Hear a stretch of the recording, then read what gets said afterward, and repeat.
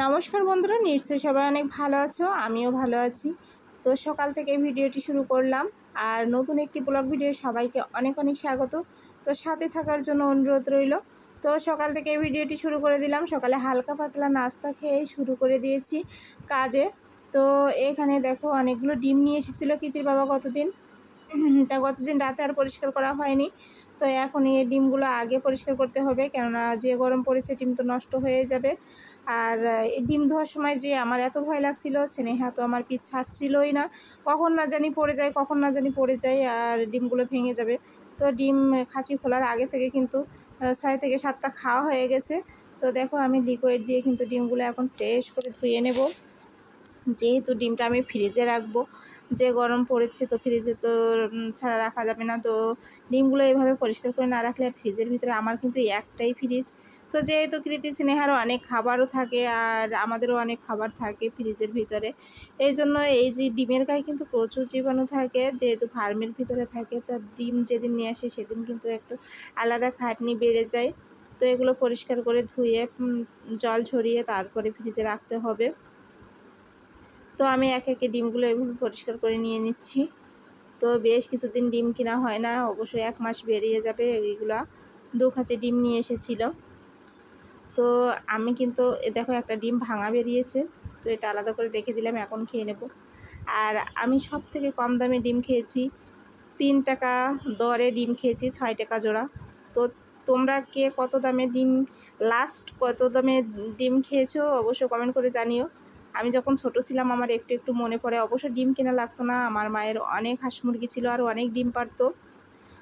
তারপরেও মাঝে মাঝে যখন বিক্রি করতো তখন তো দেখতাম 3 টাকা পিস, 6 টাকা জোড়া।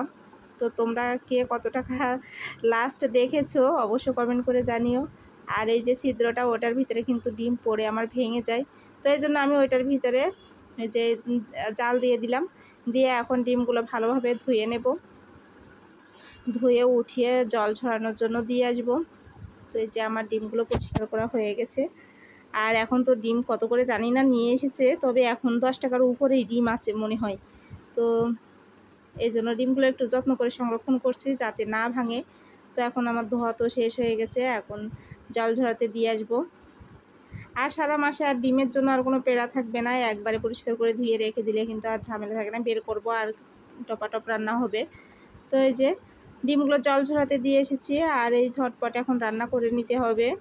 রান্নার জন্য ডিম দিয়ে রান্না করব, ওই যে পটল আলু, আর এখানে সামুদ্রিক চিংড়ি মাছ আছে, চিচিঙ্গা দিয়ে ভাজা করব। আর এই যে পেঁয়াজ মরিচ সব কিছু কেটে নিয়েছি, ঢেঁড়স ঢেঁড়স। আর একটা কথা, আমি কিন্তু রান্নার আগে সব কিছু রেডি করে নিই, যেহেতু স্নেহা আছে এখন, কিন্তু স্নেহা আমার কোলেই আছে, আমি কিন্তু এক হাত দিয়ে রান্না করছি। তো ও কিন্তু এক কোলে আছে আর এই পাশে আমি রান্না করছি, এই জন্য আমি আগে থেকে সব কিছু রেডি করে নিই, যাতে আমার রান্না করতে আর কোনো সমস্যা না হয়। ও যখন খেলা করে কিংবা ঘুমায় তখন আমি যখনই সুযোগ পাই তখনই একটু একটু করে কেটে রেখে দেই। তো ঢেঁড়সটা ভাজা করা হয়ে গেছে, আর এখানে চিচিঙ্গা ভাজা করছি সামুদ্রিক চিংড়ি মাছ দিয়ে। ঢেঁড়স ভাজাটা কৃতির বাবার কিন্তু অনেক পছন্দ, আমার আবার অত বেশি পছন্দ না। তো এই যে দেখো আমার সব রান্নাবান্না প্রায় শেষের পথে।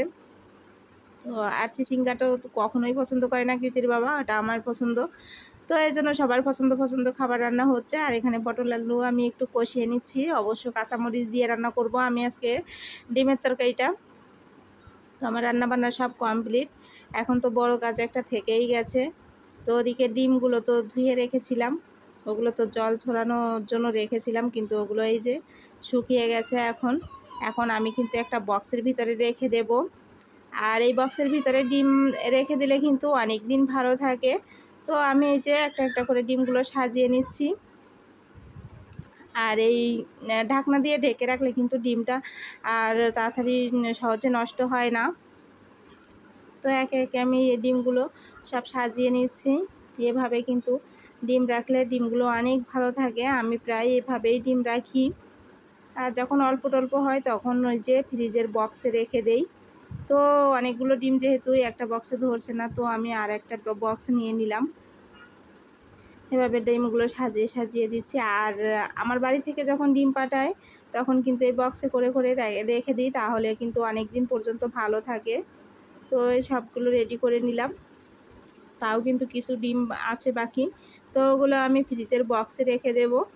আর এই যে ডিমগুলো এখন ফ্রিজে রেখে দেব, আর সারা মাসে আর কোনো ঝামেলা থাকবে না ডিম নিয়ে। তো সম্পূর্ণ ভিডিওটি দেখার জন্য অসংখ্য ধন্যবাদ সবাইকে।